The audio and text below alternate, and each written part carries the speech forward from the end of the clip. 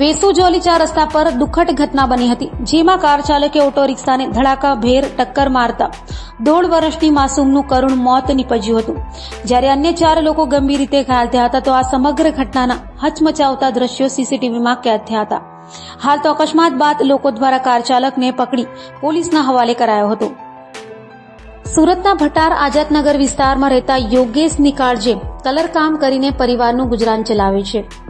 પરિવારમાં પત્ની અને એક સંતાન છે. તેની પત્ની રાધિકા વેસુ વિસ્તારમાં મોલમાં સફાઈ કામ કરતી હતી, ત્યારે રાધિકા પોતાની 1.5 વર્ષની પુત્ર વિદ્વતને સાથે રાખીને ઓટો રિક્ષામાં કામ પર જઈ રહી હતી. ઓટો રિક્ષામાં અન્ય 4 મુસાફરો પણ સવાર હતા, ત્યારે વેસુ જોલી 4 રસ્તા પાસેથી ઓટો રિક્ષા પસાર થઈ રહી હતી.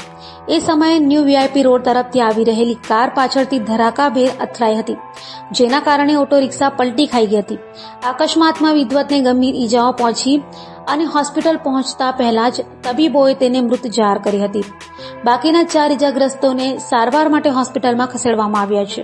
આ ઘટનાના માસૂમ બાળકનું મોત થતાં સમગ્ર પરિવાર શોકમગ્ન બની ગયો છે.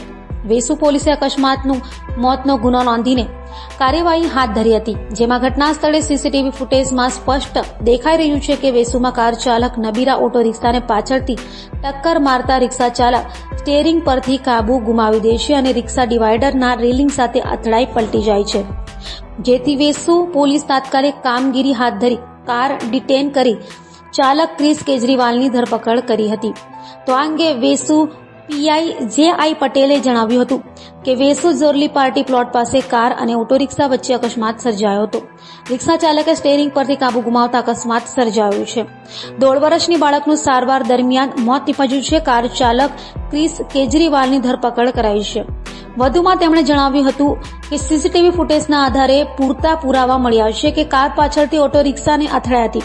રિક્ષા ચાલક છૂટક મજૂરી માટે પેસેન્જરોને લઈ જઈ રહ્યા હતા અને કાર ચાલક વીઆર મોલ ખાતે મૂવી જોવા જઈ રહ્યો હતો. આરોપીએ હાલમાં ગ્રેજ્યુએશન પૂર્ણ કર્યું છે. તેના પિતા રો મટીરીયલની વ્યવસાય સાથે સંકળાયેલા છે.